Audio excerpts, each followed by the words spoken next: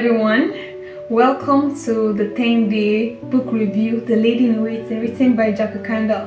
I'm so delighted to share with each and every one of you from the very first chapter, Becoming a Lady of Reckless Abandonment. It starts with, I would like to say, I am thrilled about the story in the Bible, from Mark 14, verse 3 and so on, reading through the life of a woman, a prostitute, that broke her alabaster box before Jesus. Let me take you through what an alabaster box truly is.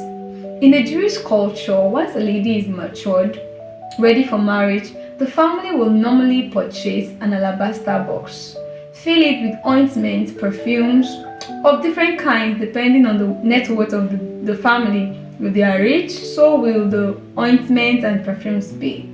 So whenever they give it to her, as soon as a suitor comes, any man that is ready and wants to marry her, this she will offer to him as a sign of acceptance, showing him that I have accepted you. And here we are having a woman who didn't just open it, she broke it before Jesus.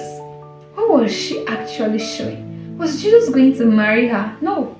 I'm sure Jesus, like you and I know, came to die for all of us, for our sins. But she broke it, showing that she accepted him. She loved him with her everything. She wasn't thinking of, where will I get another alabaster box to present to my Mr. Right when he comes one day. Fast forward to our main text that we will be considering, Ruth chapter 1. Here is a woman who followed her mother-in-law without turning back. She followed a woman to a new land, to Bethlehem. I believe so well that the God that Naomi presented to Ruth was not that aspect of God like you and I know, his faithfulness, his goodness, because one of the very reasons they left home was because of famine. Possibly she had told Ruth, the God in Israel is cruel. Oh, the God in Israel turned his face against us, his back upon us, and we can't see his goodness, and this is how we landed here in your land, and so on. But this woman made up her mind to leave everything that was familiar to her, her home, her family, relationship, properties, everything, to follow a God she is intending to know.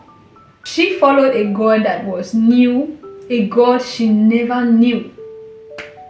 How about us? How about you?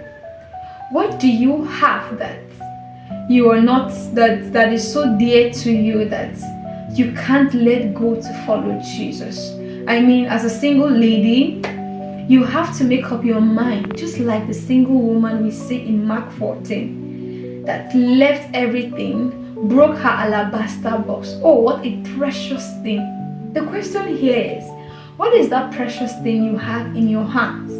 What is that thing that is so dear to you that you can't imagine doing life or living life without it? And of course, possibly, and I believe most of the times, the many things that seem dear to us have been standing in our way to loving Jesus, following him with all of our hearts. For you to obtain any quality as a woman, you must first of all be able to abandon yourself recklessly. I believe it is on this note that the writers of this book were very, very particular to making this our chapter 1, so that you and I will know that for every quality we will need to add up to our life, we must first of all learn to abandon ourselves.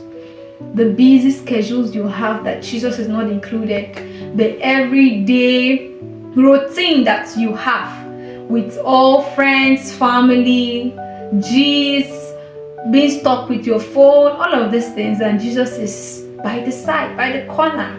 Today, I want to bring it to you straightforward that you need to make God your priority. If I am not saying you need to pack up your load and leave your community, your city to another place, no. What I am saying is that you need to make up your mind, make a move to follow Jesus recklessly. Be determined and make sure that whatever is standing in your way, you will put it behind you and follow Jesus. Thank you. See you in the next chapter.